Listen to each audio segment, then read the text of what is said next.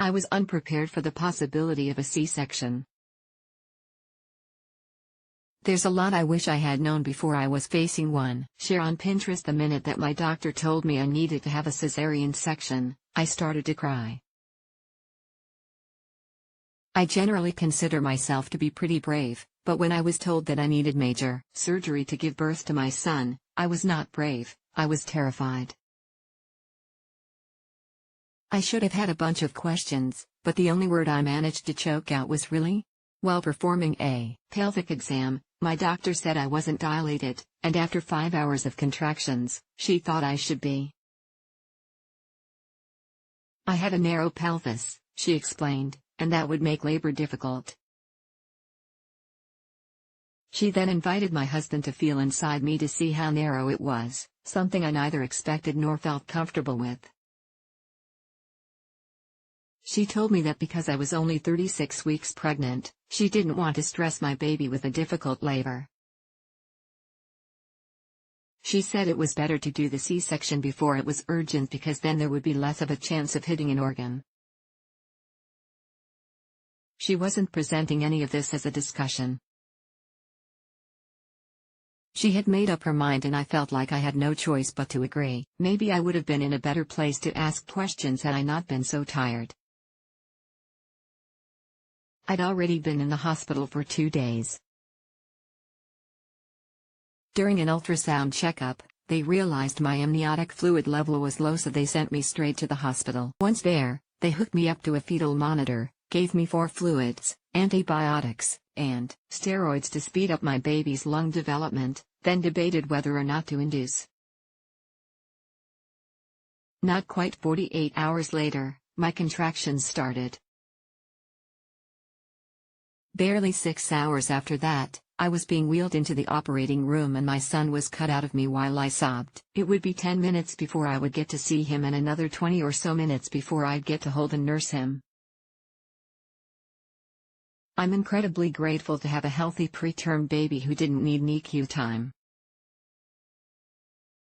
And at first, I felt relief that he was born via C-section because my doctor told me that his umbilical cord had been wrapped around his neck. That is, until I learned that cords around the neck, or nuchal cords, are extremely common. Around 37% trusted source of full-term babies are born with them. My initial relief became something else over the weeks that followed. As I slowly started to recover physically, I started to feel an emotion I didn't expect: anger. I was angry at my OB/GYN, I was angry at the hospital. I was angry I didn't ask more questions, and, most of all, I was angry that I was robbed of the chance to deliver my son naturally. I felt deprived of the chance to hold him right away, of that instant skin-to-skin contact, and of the birth I always imagined. Of course, cesareans can be life-saving, but I couldn't fight the feeling that maybe mine had not been necessary. According to the CDC, around 32% trusted source of all deliveries in the United States are cesarean deliveries, but many experts think that this percentage is too high. The World Health Organization trusted source, for example, estimates that the ideal C-section rate should be closer to 10 or 15%. I am not a medical doctor, so it's very possible that mine was indeed needed, but even if it was, my doctors did not do a good job of explaining that to me. As a result, I didn't feel like I had any control over my own body that day. I also felt selfish for not being able to put the birth behind me, especially when I was lucky enough to be alive and have a healthy baby boy. I'm far from alone. Many of us experience a whole range of emotions after a cesarean, especially if they were unplanned, unwanted, or unnecessary. I had an almost identical situation myself, said Justin Alexander, Vice President and Board Member of the International Caesarean Awareness Network, ICAN, when I told her my story. There is no one, I think, that is immune from this. Because you get into these situations and you are looking at a medical professional. And they're telling you this is what we're going to do and you feel kind of helpless in that moment, she said. It's not until afterward that you realize, wait, what just happened. The important thing is realizing that whatever your feelings are, you're entitled to them. Surviving is the bottom, said Alexander. We want people to survive, yes, but we also want them to thrive, and thriving includes emotional health. So even though you may have survived, if you were emotionally traumatized, that is not a pleasant birth experience and you should not have to. Just suck it up and move on. It's okay to be upset about this and it's okay to feel like this wasn't right, she continued. It's okay to go to therapy and it's okay to seek the advice of people who want to help you. It's also okay to tell the people that are shutting you down, I don't want to talk to you right now. It's also important to realize that what happened to you isn't your fault. I had to forgive myself for not knowing more about cesareans ahead of time and for not knowing that there are different ways of doing them. For example, I didn't know that some doctors use clear drapes to let parents meet their babies sooner, or that some let you do skin-to-skin in the operating room. I didn't know about these things, so I didn't know to ask for them.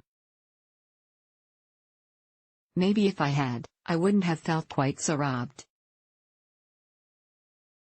I also had to forgive myself for not knowing to ask more questions before I ever even got to the hospital. I didn't know my doctor's cesarean rate and I didn't know what my hospital's policies were. Knowing these things might have affected my chances of having a cesarean. To forgive myself, I had to reclaim some feelings of control, so I've started gathering information in case I ever decide to have another baby. I now know that there are resources, like questions to ask a new doctor, that I can download, and that there are support groups I can attend if I ever need to talk. For Alexander, what helped was getting access to her medical records.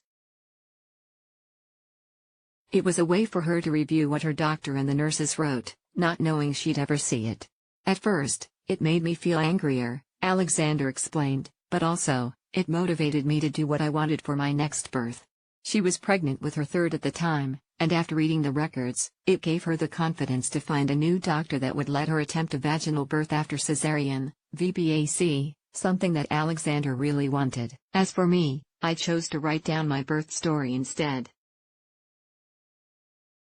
Remembering the details of that day, and my week-long stay at the hospital, helped me form my own timeline and come to terms, as best as I could, with what happened to me. It didn't change the past, but it helped me create my own explanation for it, and that helped me let go of some of that anger.